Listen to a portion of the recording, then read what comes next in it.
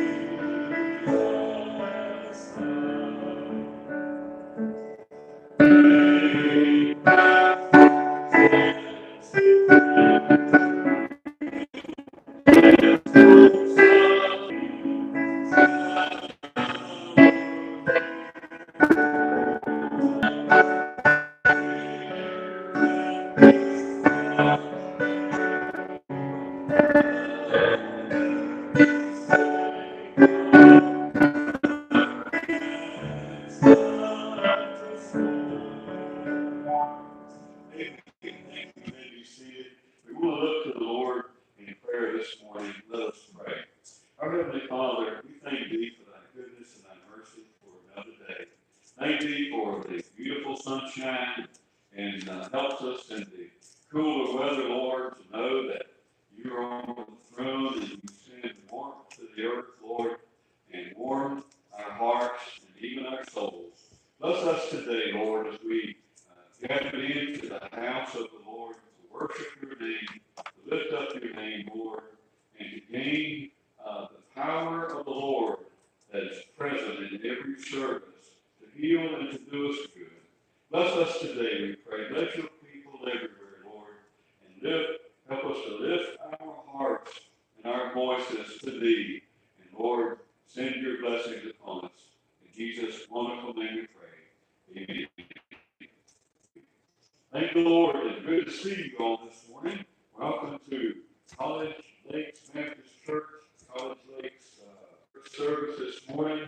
We welcome you in the name of our Lord Jesus Christ. I have several announcements inviting friends and neighbors and relatives to the church services and people that we may meet along last stream. We want to pray for them, our community, and our visitors, and we want to try to help them any way we can. Visiting with us today, one of our cards, and we do have the last 5 calendars, I believe, on the back pew back there. So if you need one of those. We want to remember in prayer, I had a text this morning from Mrs. Carver, Janet Carver, indicated that she and Tom, her husband, had flu. And she wants us to pray for them. And I'm going to do that. We're going to pray for them. But we don't want them to give it to us, but we want them to just go somewhere else, right? We want that flu to go somewhere. Let's pray for Janet and her husband. And something nice to get rid of it. We don't want to give it to anybody else here. We just want to go somewhere else and keep it to ourselves. That's something we need to keep to ourselves or get rid of it somewhere. But pray for them. Pray for Brenda Moore replacement. We still are remembering the Murphy family and the Hardy family and the recent passing of the dear loved one, Alvarez, one of our dear members. She moved to Florida to be near her family, and we sent us the most lovely card, and she makes all of her greeting cards. She gets a special production, and she puts it on there. This is made especially for, and put your name in there if you're fortunate to get a card from her. She's a lovely, dear, lovely lady. We're praying for her that the Lord would bless her in these days with her family. We want to continue to remember Miss Stella Dickerson and one of her relatives, Renette, who is on our prayer list, is on the Challenger prayer list. Renette has been sent home. Can't do anything else to help under hospice care. So please pray for this dear lady, and she may be going home to heaven soon. And just remember her. We have two unspoken requests, and of course we want to pray one for another. And before we go any further, I meant to do this earlier. We received a card from Miss Diane Hardy, and I wanted to read it because it has, of course, it has attention to everyone here and to the congregation. But I want to read this card. This is the dear, one of the Hardy family members, and we've been praying for a while. And I want to read it. She says, I would like to thank all of you for prayers for my family. Scotty knew that you prayed for him, and please continue to pray for me and my husband. Al has death, and we understand that. May God bless you, Diane Hardy. Please, again, continue to remember the Hardy family. We've been trying to mention them on a regular basis. We love them, and we are praying for them and their loss. Anytime we have a loss like that, we just think. January and February, in our recent meeting, have been months that our dear, some of our loved ones have passed away. And I'm sure they're difficult times, but we remember the anniversaries.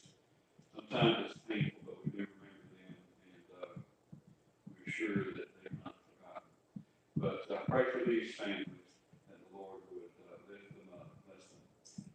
Our Wednesday night service is, we still have the 6:30 service. And of course, our Sunday services are 10, 11, and 6.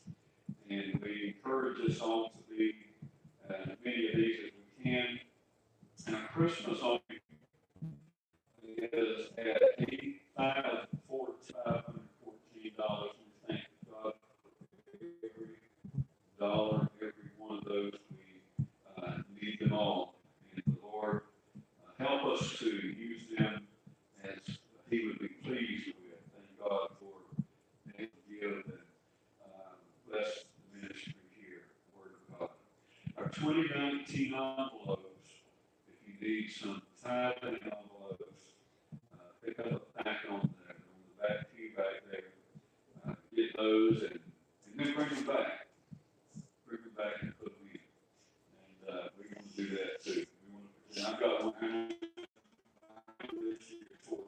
I don't know how many different numbers will have. Today after the preaching, so we're looking forward to that. I've already done the Smith test, and it's, stick around after the message this morning, and I'm sure we'll have some fellowship. Thank God for all. Isn't God good to us? He's good to us. I tell you what, he's better to us than we can even imagine. I know he better cuss than hard to him.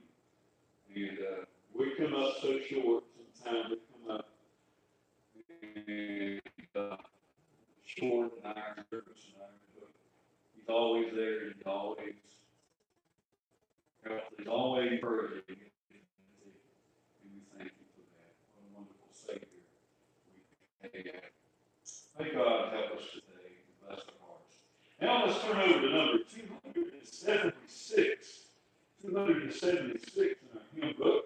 This is Into My Heart. And let's sing this little chorus. We'll sing it one time. And it's 276. Into my heart.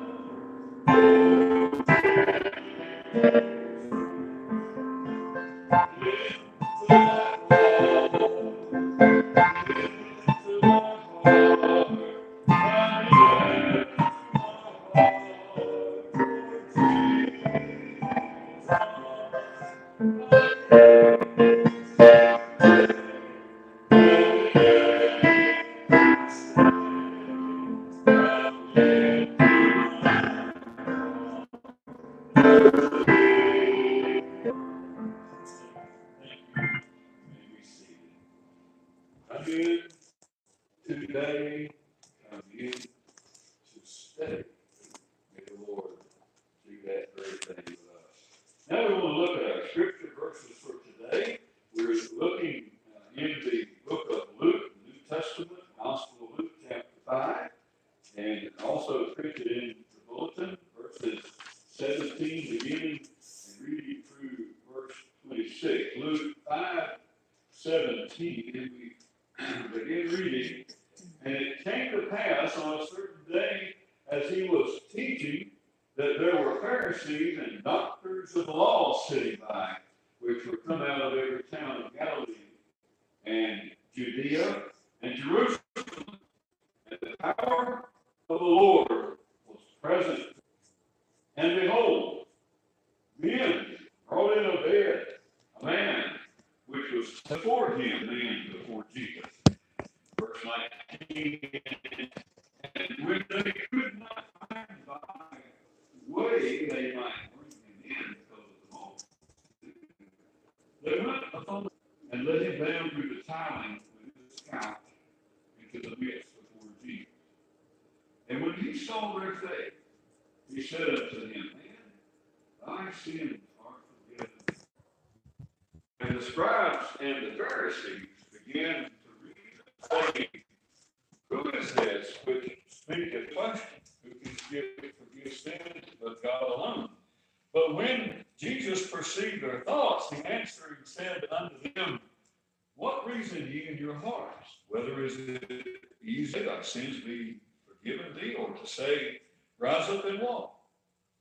But that ye may know that the Son of Man hath power upon earth to forgive sins, he saith to the sick of the palsy, I say unto thee, Arise, and take up thy couch, and go into thine house.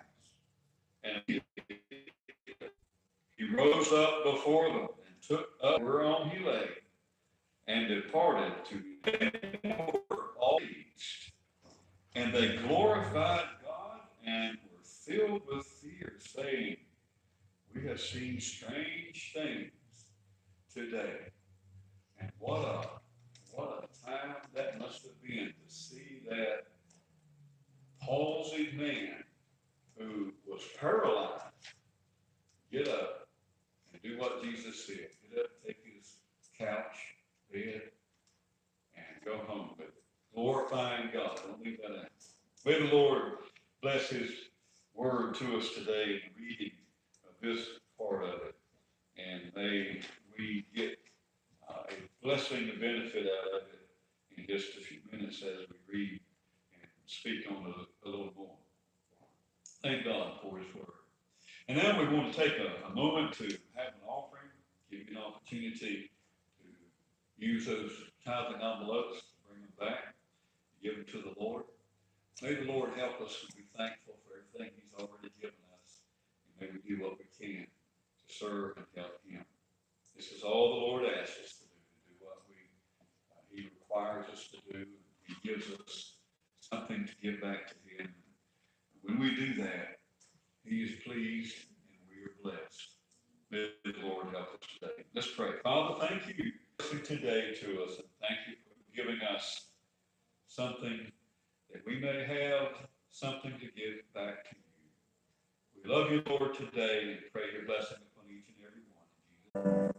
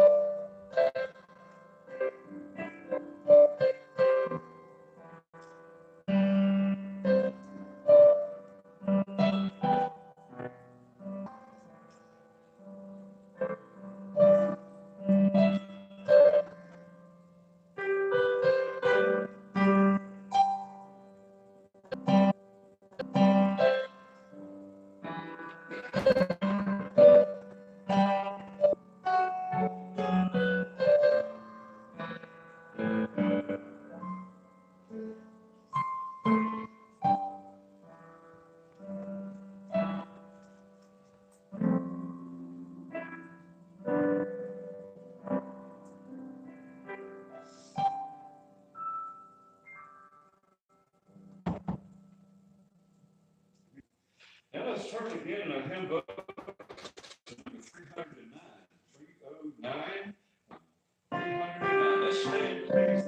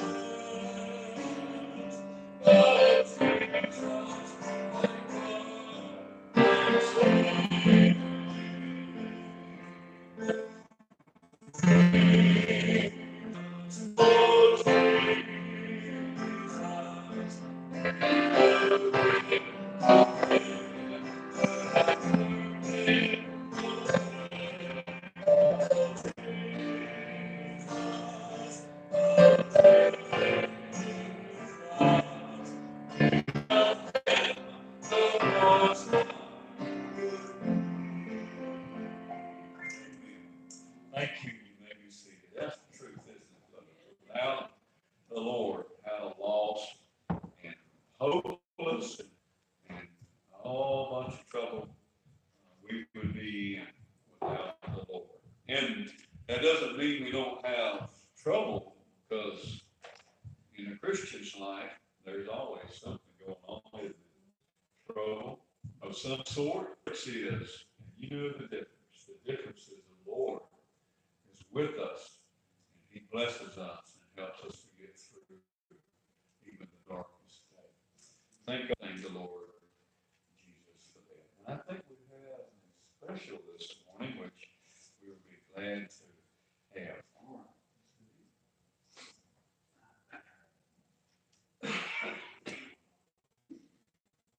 One side alone, and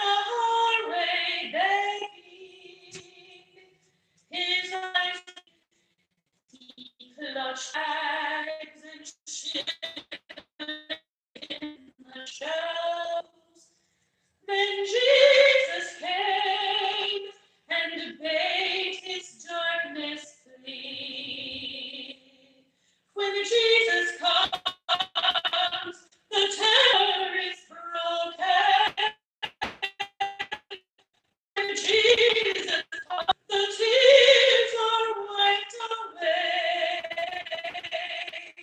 It's the blue and fills the night with glory, for all is changed when Jesus comes to stay. Home and friends, the evil spirit drove him upon the tomb of misery. He cut himself as demon powers possessed him. When Jesus comes,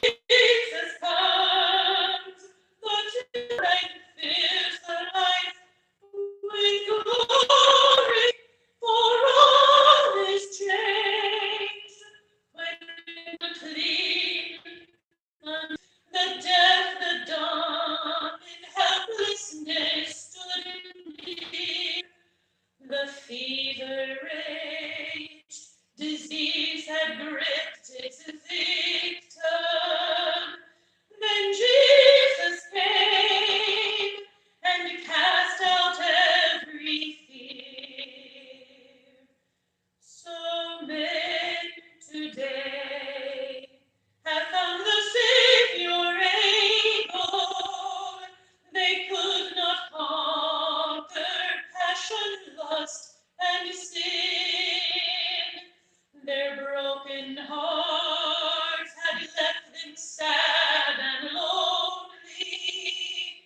Then Jesus came and dwelt himself within. Then Jesus comes and the tempter's power is broken. When Jesus comes, all tears are wiped away. He takes the gloom and fills the light with glory, for all is changed when Jesus comes to stay.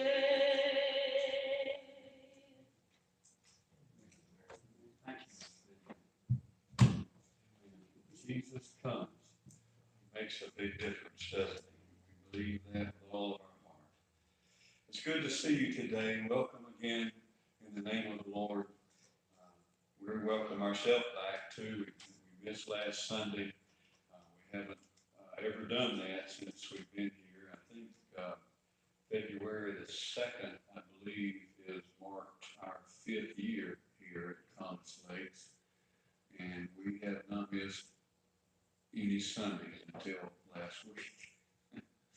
But we needed a break, and we're so glad that you came anyway in our absence. And we're glad that we had a man like Brother Tart to come and fill in for us. I'm sure that he had a wonderful message about the will of God, and we want to have him back again. And also want to have Brother Sutherland back, the other gentleman who spoke Sunday evening, and I want to hear him myself. So we're going to try to get him back sometime in the near future to come and preach to us again. And I failed to mention Mr. Roscoe Dotson. He's gone back to Tennessee. He's been with us for 3 months now. He moved in with Ethel, his sister, and he's been a fixture here among us for about right at 4 months. So I'm sure, and we've enjoyed him being with us, but he's kind of a handful. He was a lot to help, and we're so glad that he came to the services, and he was a blessing to all of us. So, but pray for him. He's gone back home to Memphis. Ethel will get a rest before he comes back. She'll rest up a little bit before he comes back. But pray for Mr. Russell. He's an old Navy guy, old Navy chief, and he's something else. But may the Lord bless him in his home back in Tennessee. I wanted to speak this morning about the power of the Lord. The power of the Lord is present. And I was thinking about this text, and this verse stood out to me from Luke's gospel. We preached on this before some time ago, in the context of the Lord healing this dear man who was let down through the roof. I don't know of any other story, any other place, anywhere quite like this one. This is an unusual story. And the thing that stood out to me is the power of the Lord was present. It says in verse 17, if you'll notice that, it says in the very last part of that, and the power of the Lord was present to heal them. It stood out to me, and I wonder if we realize, I wonder if I realize that wherever the Lord Jesus is, wherever he was meeting with people in his ministry, and even where his word is proclaimed in our present day, 2,000 years hence, 2,000 years on the other side of this, I wonder if we really realize that wherever the Lord is, where his presence is, where his word is, that his power attends. His presence, his power is there and is able to heal them. Everywhere where God's word is honored, I believe in that service, whether it be under a few trees or in a beautiful building such as we're in this morning, or whether you're riding down the road in your car or your truck, wherever the Lord's word is, his power is there and able to heal. I believe that. That stood out to me, and I want to try to convey that to us this morning in this little message about the power of the Lord is present. I have 6 outline points on the back of your bulletin. I'm going to go through that, and then we'll go down through them again and have some more to say about it. But I want you to get the words here, and I'm not. There's nothing special about words with all C's or words that begin with all the D's, but this just naturally came to me in preparation for this, and I think it'll be beneficial for us. But the first point of our outline is the prayer of the Lord. The prayer of the Lord. The second point is two blanks there. This is the power and presence of the Lord, and we talked about that in the verse already. The prayer of the Lord, the power and presence of the Lord. Thirdly, there is a priority. The Lord has certain priorities. Fourth, the position of the Lord. The position of the Lord. I'll explain this a little further in just a moment. And then fifthly, the perception of the Lord. You know, the Lord can perceive things about us. He knows who we are. And then sixth and lastly, the proof of the Lord. I wanted us to be sure to get all these where it all begins with P. Isn't that something? And a lot of them are right in the text there. But it's amazing that sometimes we may go to church, and maybe we go because we've been going for 40 years and there's no need to change. Maybe we're going and we really need help today. Sometimes we may not realize the power of the Lord is present where he is, where his word is lifted up to do us good, to heal us.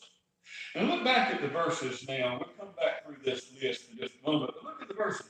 Now, I did not put verse 16 in. If you have your Bible handy, of course, in Luke, the 5th chapter, the first P is the prayer.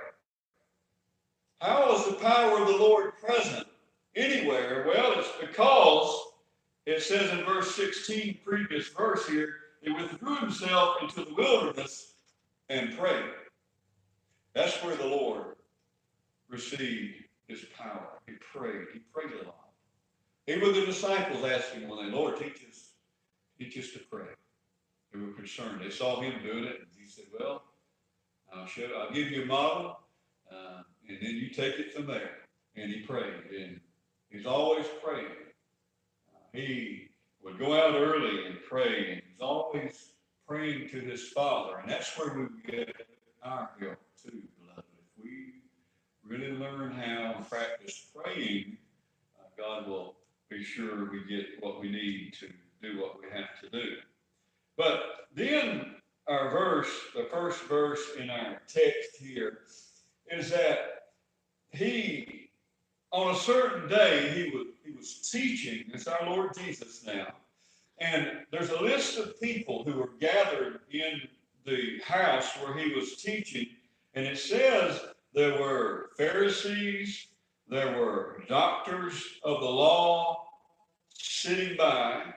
That's two groups. And then there were some that come out of every town. And it mentions some of the towns, Galilee, Judea, and Jerusalem, 3 towns, three cities here. There were people from each of these places. And it obviously was a pretty big group of people. And it says at the last of the 17th verse that the power of the Lord was present to heal. And look at the pronoun them. That means all of them. The doctors, the Pharisees, the people from Judea, Jerusalem, and the people from Galilee. And the power of the Lord is present to heal them. I'm assuming everybody and anybody there had the same opportunity that anybody else had. The place was packed out. How do we know it was packed? Well, because the story goes on that 4 men who were burdened and were concerned about a friend of theirs who was paralytic. They were so concerned about him, they wanted to take him to Jesus and bring him to place him in front of Jesus, and they believed that Jesus could help him. Were they right? They were right. But there was a problem. Remember, they sought out the Lord, and there was a problem that they had to take care of. And it says in verse 18, they brought a man, brought in a bed. Here it's called a bed. There's a couple of different words used for bed and a couch. I don't know that we're not talking about a sleep sofa or anything like that. 4 men couldn't have climbed up on top of the roof with a sleep sofa, as heavy as those things are, weigh 200 or 300 pounds probably, maybe more. And a great big old reclining springs and cushion and all that. We're not talking about something like that. We're talking about something like a litter, probably, like a couple of poles and a piece of canvas or cloth, or maybe ropes in there, and just enough for somebody to lay on. That's what they had brought up. And they couldn't get to the Lord. They couldn't find the Lord. They sought to bring him, and they wanted to lay him before the Lord, and they could not find a way to get in the house. There's so many people there. Did that stop the 4 burdened, concerned men? How about having a friend that wanted to help you, and if the going got tough, he said, "Well, forget this. I'm done. I can't. We can't help you. We're done." Well, thank God for friends who get the job done, right? And stick to you, stick with it till it gets done. They're going to do it one way or another. One way or another. It reminds me of the president. We need to pray for our president and all of our leaders in our country. He says he wants to build a wall no matter what. That sounds to me like these men. They're going to help that friend no matter what. No matter what. Is the house full? Yeah, we can get around that. And they reconnoitred and said, one of them come up, maybe a couple of them came up with the idea, hey, we can go through the roof. We'll go through the roof. This is going to be an unusual, dramatic entrance, but we can do it. They got up on the roof. They started taking tiles, the roof apart enough to get that couch, enough to get that sleep sofa down in front of Jesus. And the four men, I'm thinking that maybe one per rope, one per side, they lowered that fella down in there. They lowered him down to where Jesus could see him. And you know, everybody's watching. What in the world's going on the roof? What? Jesus is teaching. Don't interrupt Jesus' teaching. What's going on up there? And they were tearing up the roof or breaking up the roof and getting the way in. They couldn't get in through the door, too many people. So we're going in another way. We're going airborne. We're going in through the roof. We're jumping. We're going to parachute into Jesus. That's what they were doing. And they got to it. That's four concerned friends of this man. No way he could do it himself. He couldn't get in there himself at all if he wanted to. And it says that I'm going back to my list now. The Lord's prayers meant that the power of the Lord, his presence, and the power of the Lord would be there to help anybody who needed help. Everywhere the Lord is, his power is present to heal them. And the them, I believe, referred to the people that were already there, and then this man hadn't arrived yet. But it also included him too. Them, heal them. Do we know that whenever we come to church, whenever we worship the Lord, if we have a need, any kind of a need, do we realize the power of the Lord is able to help us in our need? I hope we realize that, because that's true. I don't think we do sometimes. I think I'm talking about myself. We think sometimes the Lord has just let us go and has forsaken us and don't care about us at all. You ever feel like that? Sure we do. But that's just us. That's not the Lord. That's our feeling. I'll tell you what the Lord feels. He wants to help and heal and save and help every single one of us. He loves every one of us as much as any other. And he wants to help us. And this man, when he showed up, he came in that category too. But there's a priority. The Lord has a priority. And when he saw the faith of these four men, when he saw their faith, what kind of faith? Faith, well, what do you mean? Intellectual faith? Leading faith? Or what kind of faith is faith, beloved? I heard a man preach on the radio the other day, and he said Abraham was called to go out of his place where he was, and the writer of the book of Hebrews says, by faith he did that. And this fellow tried to say that Abraham didn't have saving faith. It was intellectual faith, and he left Ur of Chaldee, his idolatry business. He left that and really wasn't saved. He really didn't get saved till later. And let me ask you something. I'm curious, what kind of faith do we have to have? What is faith? Jesus saw their faith. Were they intellectual faith? Are they saving? Do they have saving faith? What kind?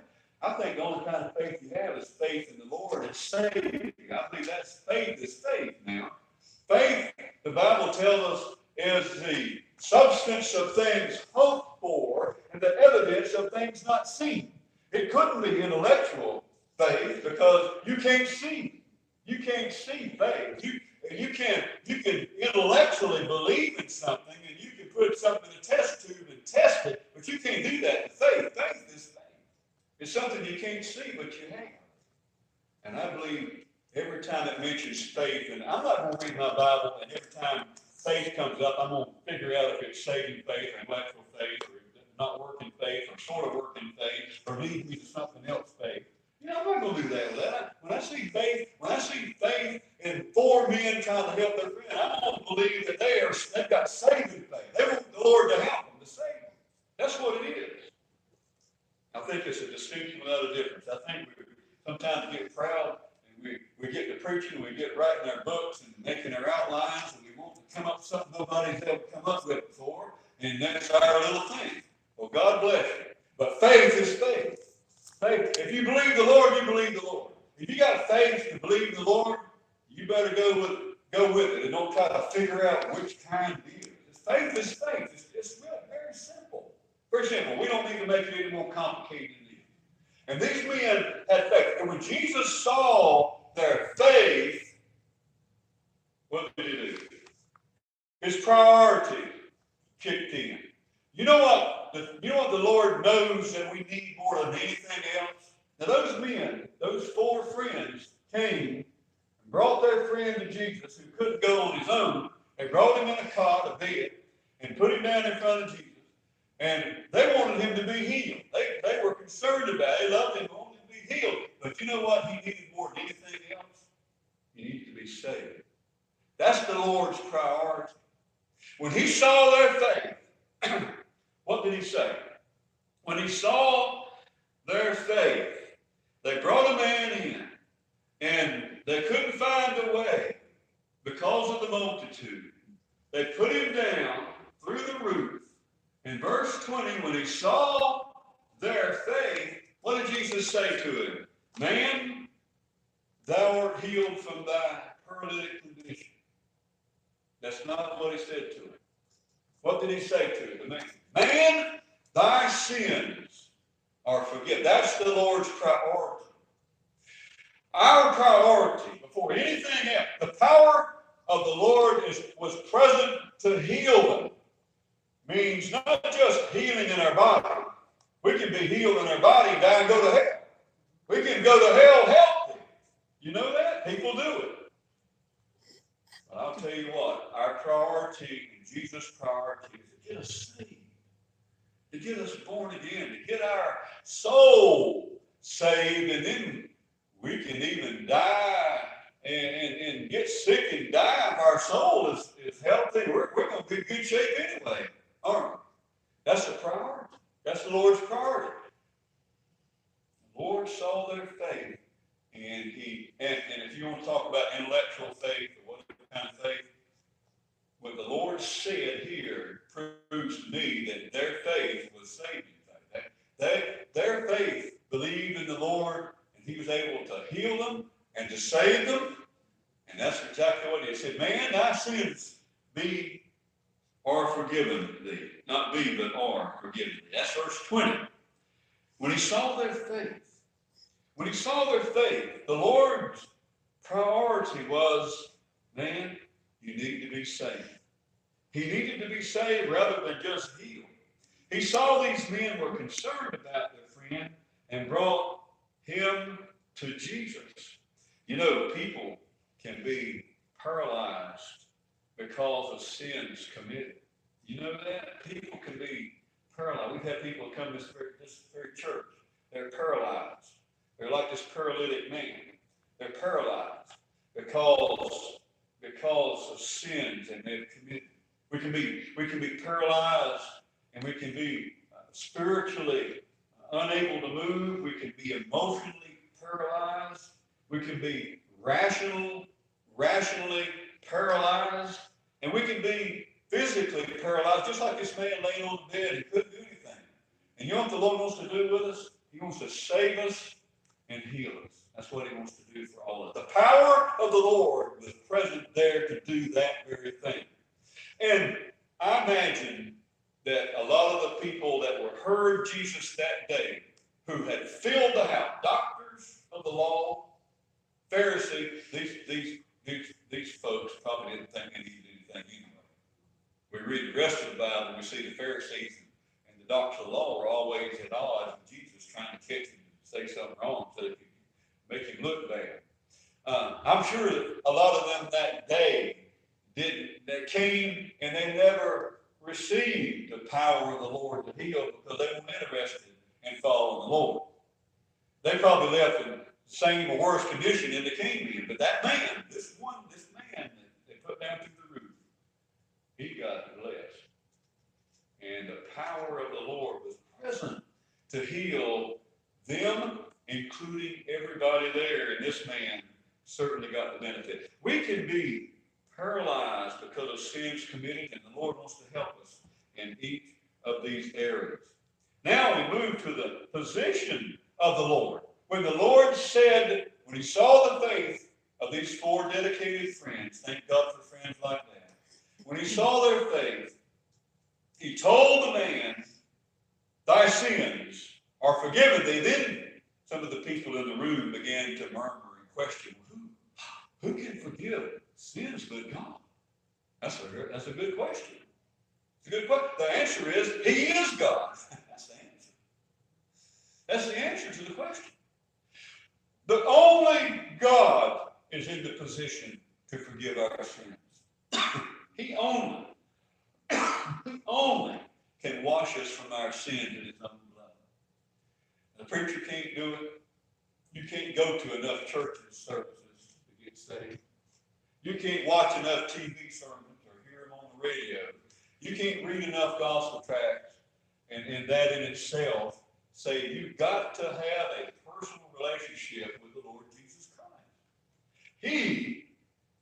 He only is in the position to help us, save us from our sins, to heal our bodies, to take care of us. It's his position. He only can forgive sin. These men were wondering, who can do that? Who's able to do that? Who's in a position to do that but God? And as I said, it's a good question, but they missed the answer somehow. They didn't get the right answer. Isn't it something that people come and they hear the same message everybody else hears? Some people are blessed and some people go away and scratch their head. Don't know what in the world. And the last verse in our text says, we've seen strange things today. We've seen strange things. And that's what some people come up with.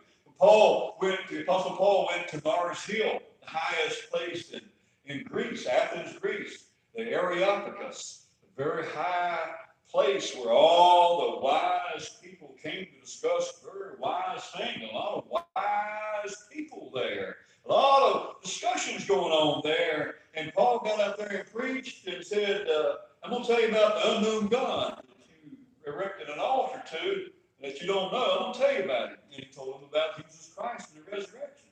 And some of the people believed. And what was the rest of it? And some of the people doubted and said, we'll have to talk about this some more. And they didn't get it. Some of them didn't get it. Oh, it's amazing, isn't it? The power of the Lord is present to heal wherever he is. Present to save us, present to heal us, if we'll just avail ourselves of his position to do that. Then the perception of the Lord. The Lord knew, this is verse 22, the Lord knew the thoughts of the folks around him. The Lord knows everything about every one of us. He knows us all. He knows who we are. He knows if we're putting on. He knows if we're genuine. He just knows us. All right? So we don't need to put on anything beyond of what we really are. We need to be us, don't we? We need to be ourselves.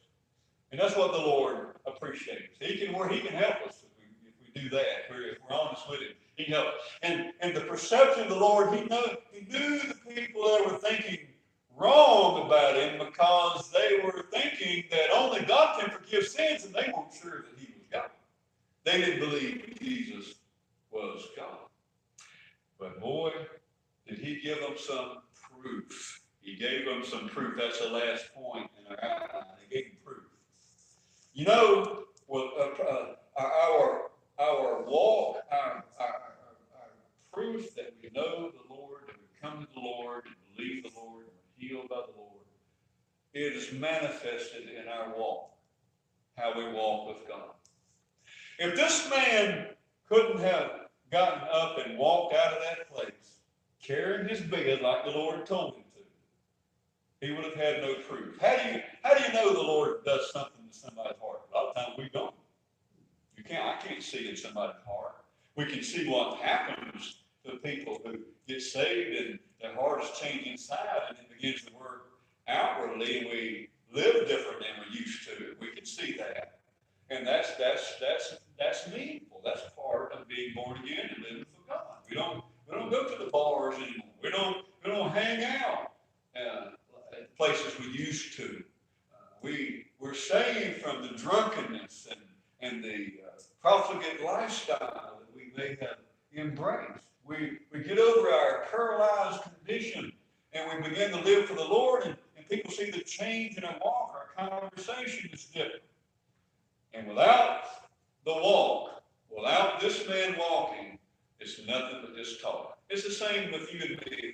If we just talk about the Lord and we don't have any fruit in our life that we really actually know the Lord, it's just talk without that walk. It is. It's just empty talk.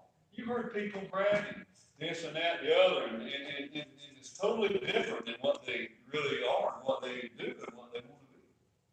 And that same thing happened to this man. The Lord told the man, told the people there, he said, what difference is it if I tell the man your sins are forgiven, or rise up, take up thy bed and walk? And he put it in the context, he put it in the way that they would know something had happened to this man.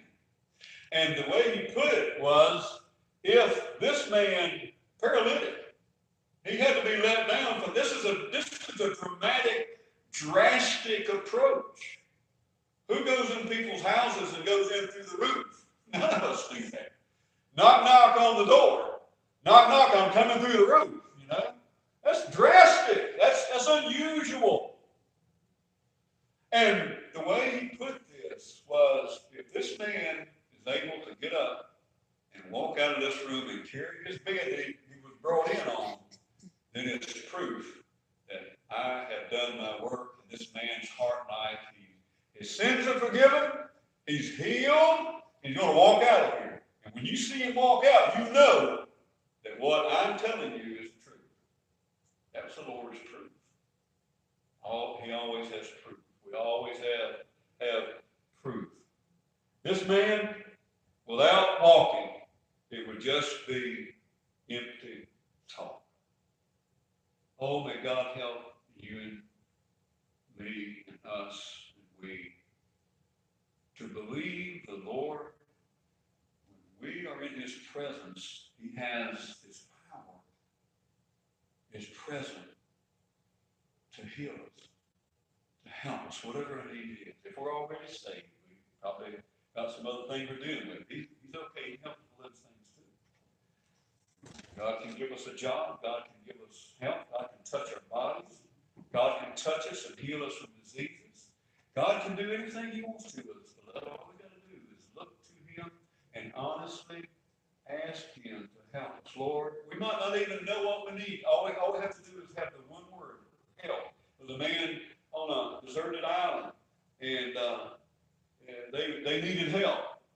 And the airplane came in the distance looking for them, and they didn't know what to do. And they said, we'll get the seaweed and sticks together and get out on the white beach, the white-colored beach, and the opposite color of things. They spelled out one word. What do you think they put on that beach, that sandy beach?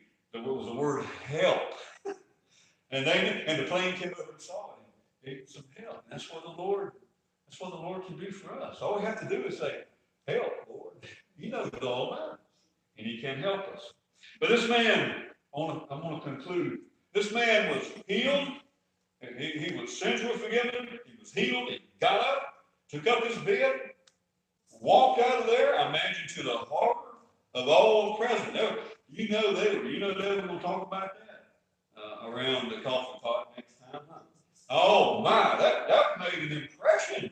This man let down through the roof, gets healed to Jesus, picks his bed up, walks out the door.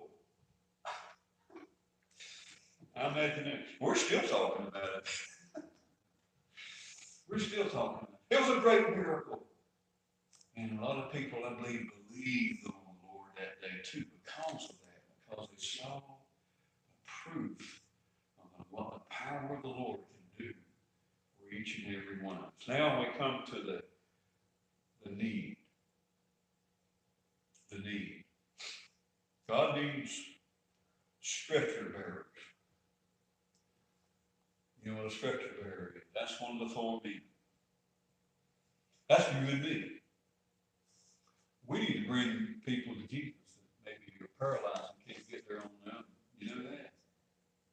God can help us to do that too. We might not have to tear up anybody's roof and let anybody down through the roof, but we can still bring people to Jesus. And that's what the Lord wants us to do with all of this. We've seen strange, if you were there, we've seen something strange today, but it was a good strange. God needs stretcher bearers. They saw a roof falling. They saw a bed descending and suspended. They saw a man get up off the bed. They saw a man take up that bed and walk out there. They saw 4 burdened men. Imagine those men were there peeping down there, watching what's going on down through the hole in the roof. They got blessed too. Everybody got blessed. The people that heard God's word got blessed. The man on the pallet got blessed. The bed, the couch. The 4 men had their faith. They had faith, brother. They had faith. When he saw their faith was strengthened that day. They really believed in the Lord now, didn't they? Yeah, we knew God could do it. Yeah, God did it. Everybody watching got blessed. They saw an empty bed. That man carried it and walked out under his own power. That's proof. That's proof. Jesus did what he said. Jesus is able to do even more than we can imagine. May God help us each and every one to believe the Lord, that the power of the Lord is present to heal them wherever he is, wherever his word is, wherever his word is honored, the power of the Lord is there to do the work that we all need. Our Heavenly Father, thank you for the day.